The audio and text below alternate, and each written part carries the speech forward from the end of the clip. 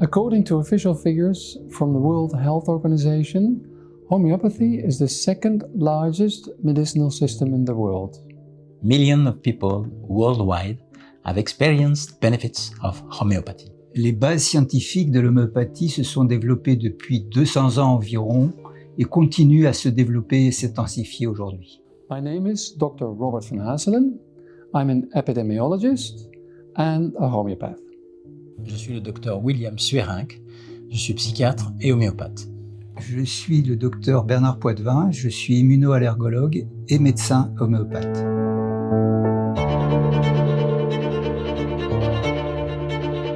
The World Health Organization realizes that in many countries there is a very long tradition of use of traditional medicines. So in China, there's a very long tradition of using acupuncture.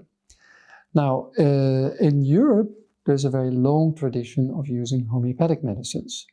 And so the World Health Organization realized that modern medicine, conventional medicine, has made many positive contributions to healthcare, but they also realized that the traditional medicine systems make very important contributions as well. So that's why the World Health Organization supports the development of both systems.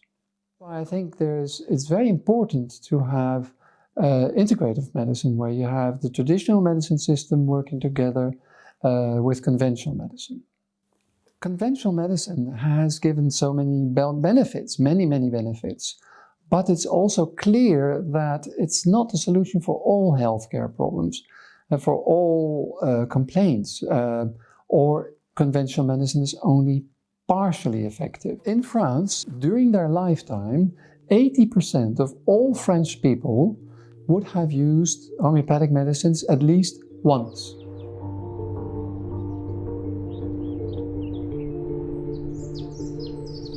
《順勢療法》咧係一個咧100%絕對天然嘅醫療嚟嘅，基本嚟講咧佢都係同大自然咧係息息相關嘅。咁佢咧就透過大自然嘅力量啦，嚟咧係激活我哋嘅身體啦。令到我哋產生足夠嘅治愈力啦。另外咧，亦都能夠平衡我哋嘅身體，維護我哋嘅健康嘅。咁所以咧，順勢療法咧係一個咧係絕對安全啦，同埋天然嘅醫療嚟嘅。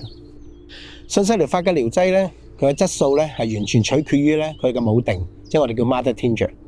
咁而 mother tincture 咧嘅質素咧係完全取決於咧，即係佢所種植嘅植物嘅。咁而順勢療法咧，現在咧面臨嘅最大嘅問題咧就係咩咧？就係缺乏咗一個咧係無污染同埋咧係天然嘅種植場。咁點解我哋會揀呢一度咧？咁呢一度咧就叫塞文山脈。OK， 咁喺呢一度嘅地方咧係佔地咧係50公頃，係法國嘅國家公園嚟嘅。咁而咧佢喺呢度咧嘅種植嘅歷史咧係可以追溯到咧係17世紀。由嗰陣時開始咧，一路佢嘅種植資料咧都係被記錄落嚟嘅。所以我哋可以100%肯定咧，喺呢度幾百年以嚟咧都係冇污染嘅。咁而咧，佢呢一個山脈咧，亦都係咩咧？就係俾呢個聯合國教科文組織咧，係將佢咧同呢個美國大峽谷啦，同埋咧係中國嘅萬里長城咧，係同被列為咧係世界遺產嘅。咁而經過法國國家科學研究中心嘅鑑定，咁喺呢度咧，佢哋咧就發現咧係證實到咧喺呢度嗰個咁樣嘅水質同埋土壤咧，都係法國最優質嘅。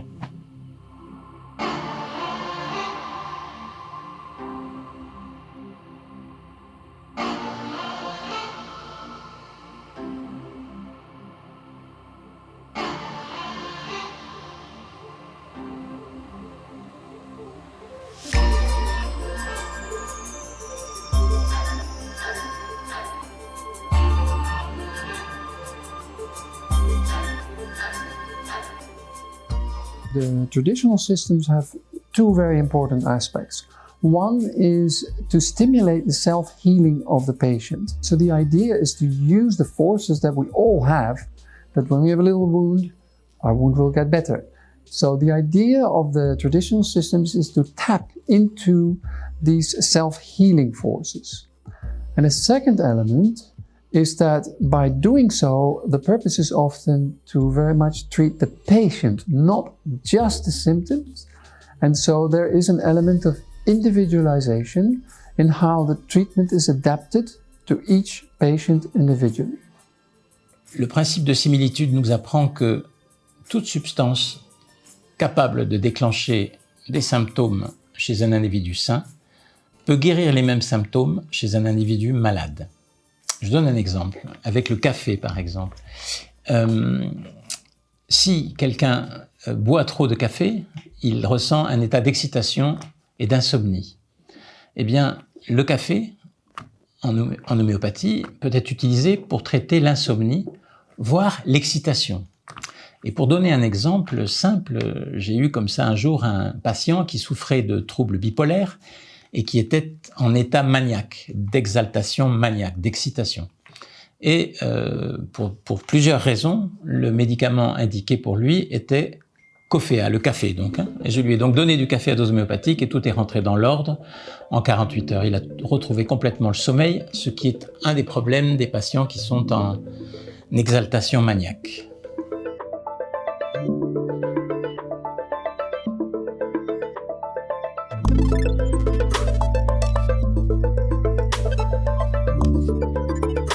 Le médicament qui crée des lésions semblables aux symptômes que le patient présente est capable de guérir ces lésions. C'est le principe de similitude. Le plus bel exemple pour moi est l'utilisation du venin d'abeille, de l'abeille entière, Apis mellifica. On observe les lésions locales liées à une piqûre d'abeille et on les compare au tableau clinique du patient. Une piqûre d'abeille peut donner une simple réaction inflammatoire et on a des études qui montrent par exemple que dans l'érythème aux ultraviolets, quand la lésion est semblable à la piqûre d'abeille, Apis mellifica est très utile. Les rhinoconjonctivites allergiques sont les plus fréquentes. On considère en France que 20 à 25% de la population ont des rhinites allergiques. 20 à 25%, qu'il s'agisse de rhinites allergiques qu'on appelle perannuelles, qui durent toute l'année, qui sont liées aux acariens, aux spores de moisissure, ou qu'il s'agisse de rhinites allergiques liées au pollen, les graminées, et dans le sud de la France, le cyprès, qui est un allergène très important. Alors les autres grandes maladies, les deux autres grandes maladies sont cutanées et bronchiques. Ce sont l'eczéma atopique et l'asthme. Et l'asthme allergique, dans lequel l'homéopathie est un appoint, mais dans les asthmes graves, sérieux, on utilise l'homéopathie en complément du traitement classique, dans le but de diminuer ce traitement classique et dans le but de diminuer en particulier la corticothérapie. Un patient que je vais voir la semaine prochaine, qui était un des premiers patients que j'ai vu ici, qui avait des réactions allergiques au pollen extrêmement importantes. Il est allergique à tous les graminées, à tous les pollens d'arbres ici, etc. J'étais impressionné et il était suivi par un médecin homéopathe qui l'avait beaucoup amélioré. J'ai continué à lui donner essentiellement un traitement de fond et un traitement symptomatique pendant les périodes de crise. Et ce patient continue à aller très bien alors que son état allergique, il devrait avoir énormément de symptômes, il en a très peu. C'est un des cas intéressants. Il y en a beaucoup comme ça, et ce que l'on observe, c'est que c'est le traitement de terrain, de fond, qui est le plus efficace. On a des asthmes qui arrivent avec des traitements très lourds, et je pense en particulier à des enfants et des adolescents en croissance qui consomment beaucoup de corticoïdes inhalés, et ça n'est pas confortable pour leur croissance et leur vie quotidienne. L'idée pour moi dans ces asthmes graves n'est pas d'utiliser forcément l'homéopathie seule, mais de réduire la part agressive du traitement, qui est la corticothérapie. Quand on peut la réduire, c'est vraiment très bien. Même inhalée, elle a des effets secondaires. Et de laisser la part là qui était classique de désensibilisation.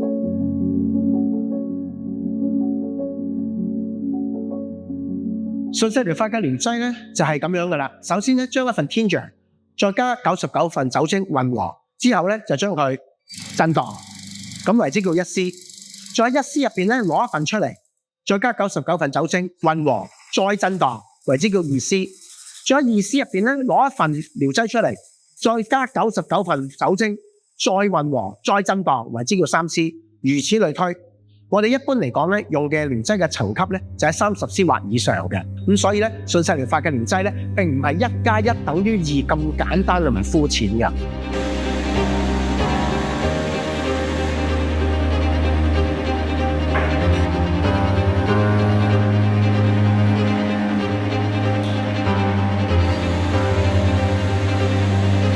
Ce qui différencie une dilution homéopathique d'une dilution normale, c'est précisément le processus de dynamisation qui consiste en une série de succussions et qui permet la bonne intégration, la bonne assimilation du message homéopathique dans le liquide de dilution qui sera ensuite imprégné. Très vite, quand j'ai commencé à m'intéresser à la recherche, j'ai eu la chance d'avoir des expériences qui donnaient des résultats. En particulier avec 2 grands médicaments, Apis mellifica et Silicea.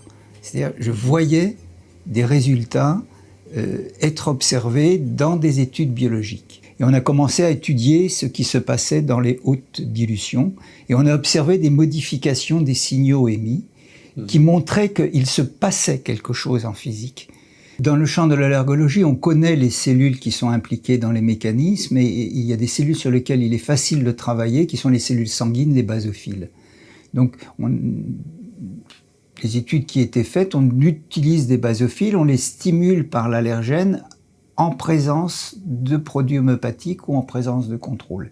Et on s'aperçoit qu'en présence de produits homéopathiques, qui étaient essentiellement Apis mellifica et poumon-histamine, les basophiles réagissent beaucoup moins à l'allergène, comme s'il y avait un mécanisme protecteur lié aux médicaments homéopathiques.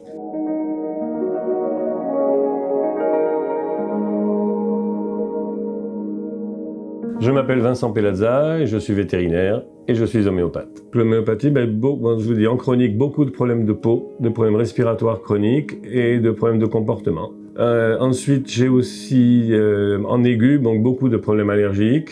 L'homéopathie accompagne ma pratique, même à ma pratique allopathique.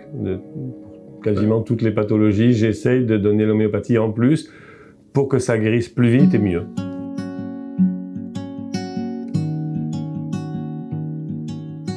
Alors je voudrais vous parler de ce chien Jake, qui était un berger allemand de grande lignée, qui a commencé à avoir des problèmes parce que c'est un chien qui avait un caractère assez fort. Quand il est arrivé, il était chiot. Et il mordait les chevilles, il n'obéissait pas, il était dominant.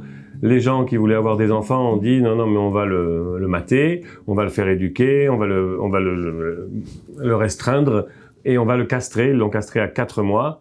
Et le chien a commencé d'abord à développer un papilloma sur la langue. Et après, moi, quand je l'ai connu, ce chien présentait un eczéma suintant, s'arrachait les poils. Il était lui qui était si beau, il était horrible, avec la peau grasse, le poil qui tombe. Et en fait, ce caractère de dominant brimé et de rang social perdu m'a fait penser au remède Lycopodium que je lui ai donné en 200 plusieurs fois. Et ce chien, maintenant, je l'ai connu en 2017, ce chien maintenant va très bien, n'a plus aucun problème ni sur la bouche, ni de problème de peau. Il a retrouvé sa place dans sa famille, les enfants sont arrivés, tout va bien. Ce qui est très bien dans le contexte rural, c'est que l'homéopathie n'a aucun effet placebo, parce que quand on a un veau qui a de la diarrhée et qu'on prend 3 symptômes, Sisol, a les oreilles froides, on prend 3 symptômes et qu'on arrive à lui donner arsenicum et que le veau, 6 heures après, n'a plus la diarrhée, c'est merveilleux. En plus de ça, l'homéopathie permet qu'on puisse prendre le lait, les œufs, la viande, sans aucune toxicité, sans aucun résidu. Donc c'est une médecine qui, à mon avis, est idéale pour la médecine vétérinaire rurale.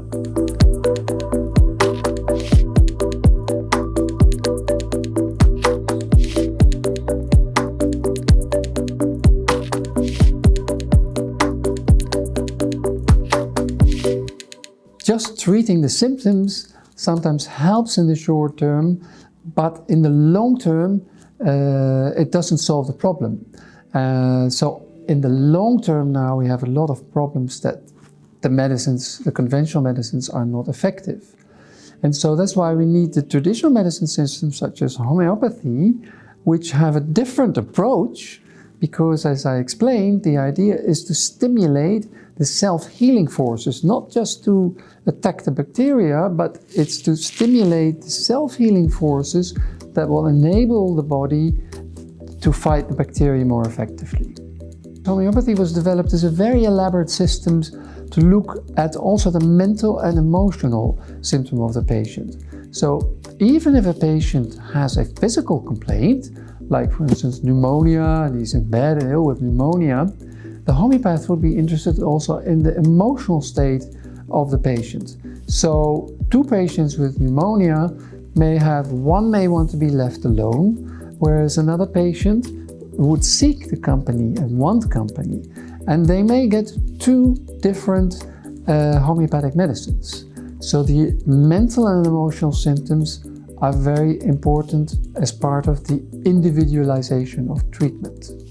In France, they conducted a very large, what is called pharmacoepidemiological study, where they looked at general practitioners who used only conventional medicines, and they compared it to general practitioners who used conventional medicines and homeopathic medicines in sleep disorders, in anxiety and depression. And then they followed them up after a year, and they found that the patients were able to reduce the intake of their conventional drugs for their ailments with about 70 to 75%, whilst they were either feeling equal or even a bit better.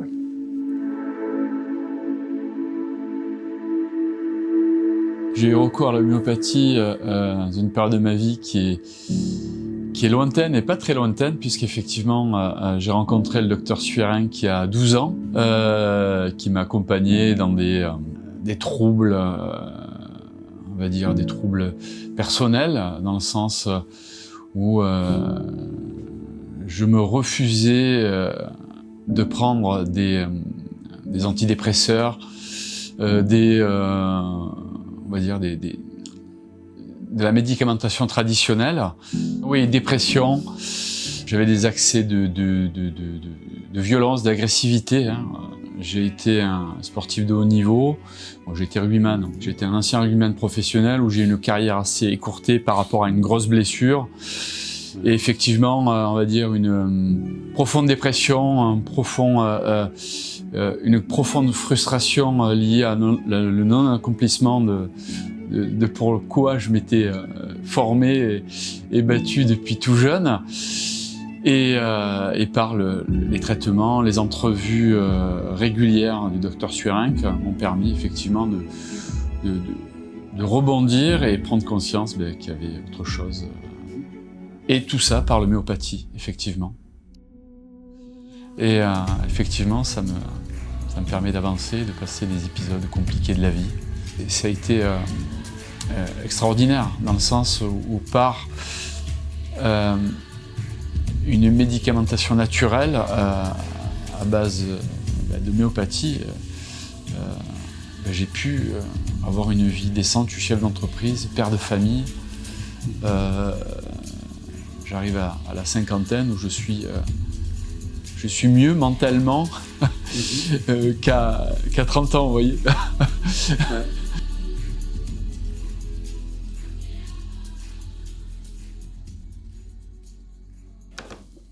En psychiatrie, nous avons peu de nouvelles molécules efficaces sur les troubles psychiatriques